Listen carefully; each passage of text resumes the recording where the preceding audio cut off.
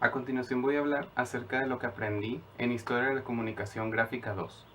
Voy a comenzar por el Art Nouveau. Este movimiento artístico surgió a finales del siglo XIX y se llevó hasta mediados del siglo XX.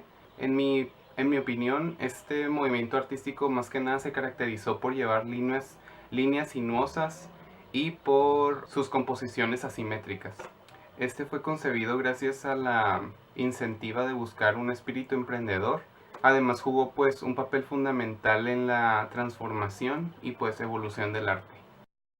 De las academias europeas, la que más me llamó la atención en este recorrido eh, fue Bauhaus, una de las escuelas más importantes de diseño en el mundo, reconocida a nivel mundial, aunque a pesar de que su duración fue muy poca, fue desde 1919 hasta 1933.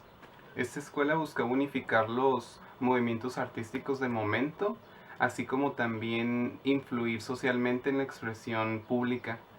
También algo que me llamó mucho la atención fue que no solo se especificaba en una parte, sino en distintas áreas o en distintas ramas del diseño. Sin duda uno de los temas que más me llamó la atención fue sobre el diseño durante las guerras, porque en lo particular para mí fue donde se desató todo este tipo de vanguardias en cuanto al diseño durante publicidad, en cuanto a la publicidad básicamente. Me gustó mucho cómo comenzaron a explorar diferentes tendencias que lograban comunicar a la gente, persuadir al receptor de una manera artística. E inclusive lo más importante, lo que me parece más importante sobre esta etapa fue que inclusive hoy en día sigue viendo esas mismas tendencias. Lo que me pareció muy interesante acerca de este tema fue que inclusive hoy en día podemos ver muchas de las tendencias que se utilizaron anteriormente en campañas políticas de estos años, tendencias que surgieron en el siglo XX. Lo importante de estas vanguardias es que cada nación, cada país tuvo su propio enfoque gráfico en cuanto a la propaganda. Por ejemplo, en Alemania, por ejemplo, podemos notar cómo ellos se fueron más por el rumbo de la tipografía.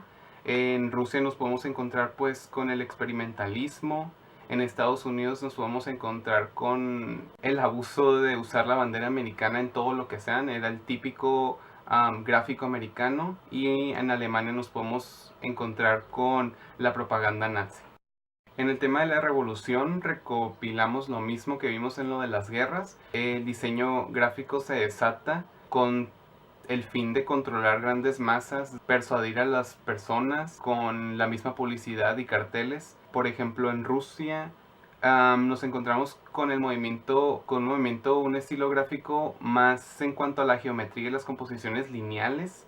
En China, por ejemplo, ellos utilizan más bien el arte clásico y las técnicas tradicionales. Y en España y Cuba podemos lograr ver cómo estos se dividían en actividades que representaban al partido político, ya sea pues desde el arte y la cultura, como la política nacionalista y la republicana.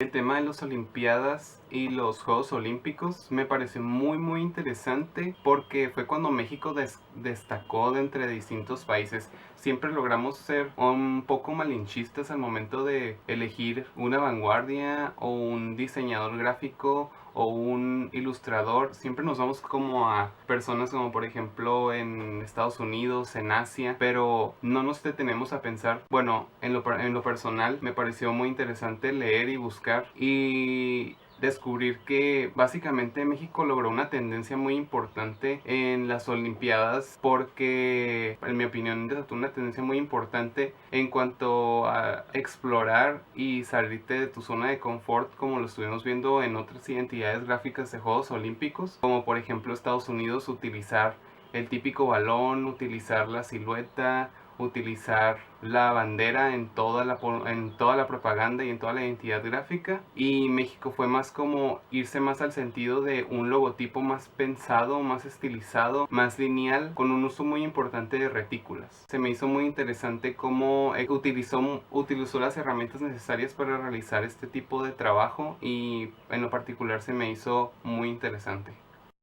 En el tema de los movimientos sociales, encontramos con la participación del diseño en un ambiente más social protestante, donde se caracteriza por diferentes medios de publicación, en su mayoría carteles, y se toma una postura de protesta ante distintos sucesos sociales. En cuanto a las agencias del diseño, al pasar las décadas, más y más empresas fueron naciendo, se podría decir creciendo bajo este mismo ámbito, valorando el diseño gráfico como un estilo de profesión, como lo fue en 1842 la agencia de Botany B. Palmer. Esta fue una de las primeras agencias de diseño y publicidad en el mundo, y una de las cosas más importantes o datos curiosos de esta agencia fue que se promocionó como tal. Fue una agencia con un concepto diferente, con algo que no existía. Esta agencia revolucionó la industria del diseño y la publicidad en el mundo. Y con esto concluyo las reseñas de los temas vistos en Historia de la Comunicación Gráfica 2. Gracias.